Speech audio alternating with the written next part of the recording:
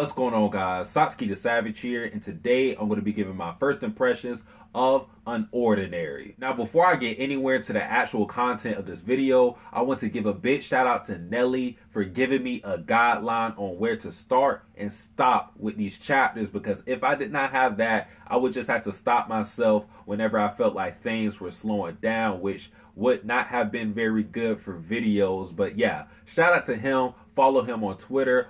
Also, shout out to Darius for pushing that unOrdinary agenda for a while. He's been telling me, read unOrdinary, read unOrdinary. I was like, nah.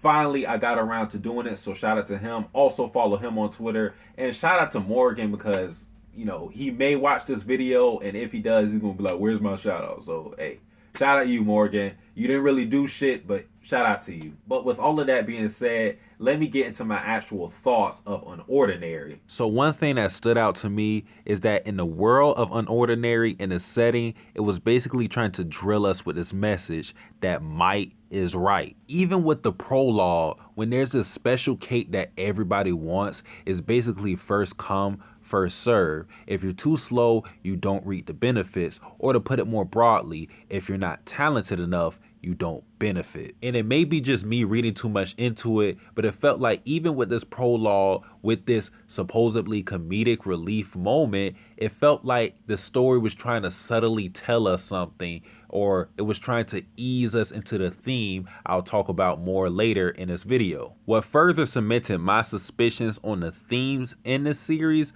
was the word used to define those without special power. They are called cripple. I find it interesting that this is the word used to describe powerless individuals, because probably the first image in mind when thinking of cripples is someone in a wheelchair, but in this world it's someone without these powers, someone who lacks something that is common or in abundance in this world. So in a weird way, while these cripples don't have special power, they are special because they belong to a minority. And in this minority of powerless people, you also have a completely different mindset from the general public. So far in the story, we've only seen it through John's eyes, but it's not hard to come to the conclusion that those who don't have the power to just beat someone up would adapt and find different ways in trying to deal with people, like reason. It's funny to me because in this series, characters basically scoff at the idea of diplomacy. Why talk it out when I can just fade you? That's the reoccurring theme conveyed through the actions of the characters in this series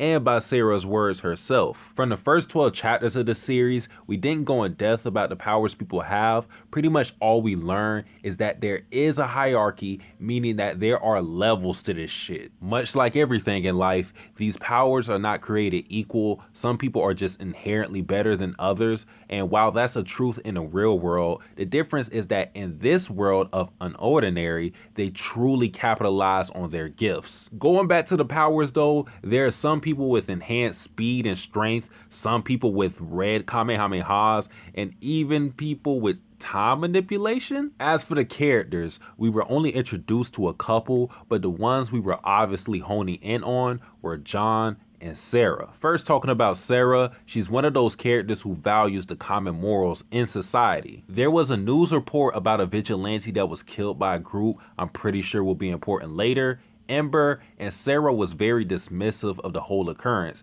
actually ridiculing the vigilante for not minding his own business. Sera's mentality is the same mentality as pretty much everyone else. It's ingrained to them, and when you see two people literally about to kill each other over a fucking pen, it's easy to see why she is the way she is. There was a scene where Sera and John went to the mall, and some guy read the power levels of people. 3 is supposedly average, 5 is considered high tier, so with Sera being an 8, it only confirmed what we already knew about her strength. And since she's so strong in a world where strength is valued to the utmost, I can understand why she has her current attitude. As for John, he is almost the complete opposite. Since he supposedly doesn't have any powers, he has a unique perspective, one of someone that uses brain over brawn. It's interesting to see someone like John still thrive in this world without falling into despair. If there was niggas who could blink and kill me with no issue, with no hesitation,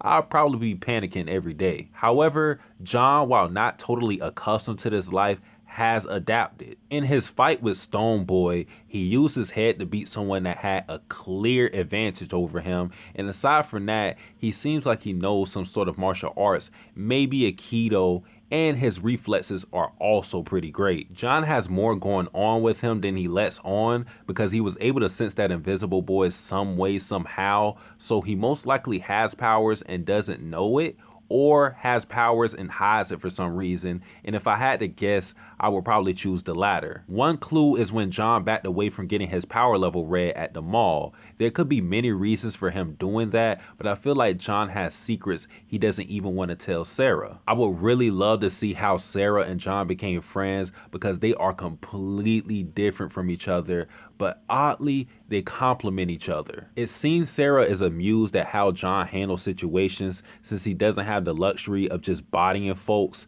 Sera even made a comment that made her seem envious of how John gets to live on edge since he's quote unquote weak. It's a very interesting dynamic for sure, and I hope John having hidden powers doesn't ruin it, but I definitely expect Sera and John's relationship to change in the future. Right now though, through the first 12 chapters, there hasn't been a clear objective from any of our main characters, so I have no idea what direction we are going in.